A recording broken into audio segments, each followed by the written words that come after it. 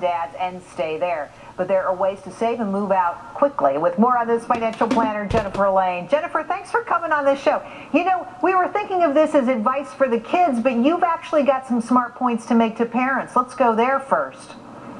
Well, I think parents, if you've got your kids already living with you, the horse is out of the barn, or maybe the horse is back in the barn, and there's some things you can do to kind of help them get launched back out. But ideally, parents are thinking about this well in advance, and you're giving your kids the skills that they're going to need so that you can change the locks when you send them off for freshman year in college. You know, a friend of mine tweeted me today that the day after she was out of the house, her mom and dad put a piano in her room. It was over. There was no going back. That's what you're talking about, right? Well, that's really true. And if the child knows that there isn't any going back and you're giving them really clear messages, then they'll probably be one of the kids that really launches successfully. They might not be in their dream job, but they'll be in a job. It's kind of like when you know you have a safety net, you're willing to fall back on it, or subconsciously you allow yourself to fall back on it. Now, it's interesting. Among adults between 18 to 31, 36% were living with their parents. That's a huge number. It's critical for these people to save. So how much do they save? How do they do it? What would you tell them?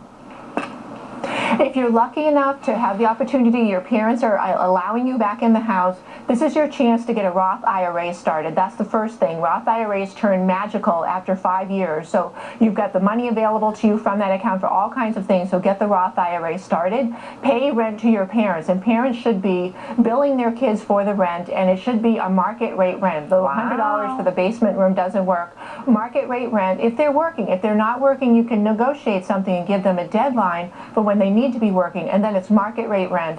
This will help you save because you're not going to get used to having that money.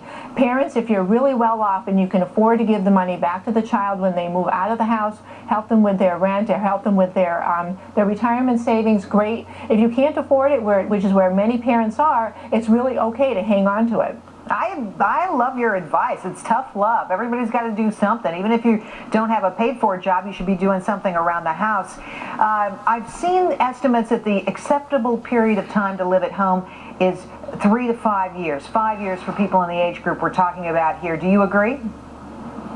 No, I really don't. I think that there's many people that were not able to get satisfactory jobs or any jobs when they graduated from college.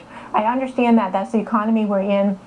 But you got to be out in a year, 2 years at the most. It's just, many of my clients have kids that are at home, and one of the frustrating things is they say to me, wow, you know what, Junior is home and my daughter is home. I can't believe she's out every night. Mother cooked a really great dinner, but she still goes out to dinner, or she still spends on this, or he still spends on that. There's not a lot of clear communication.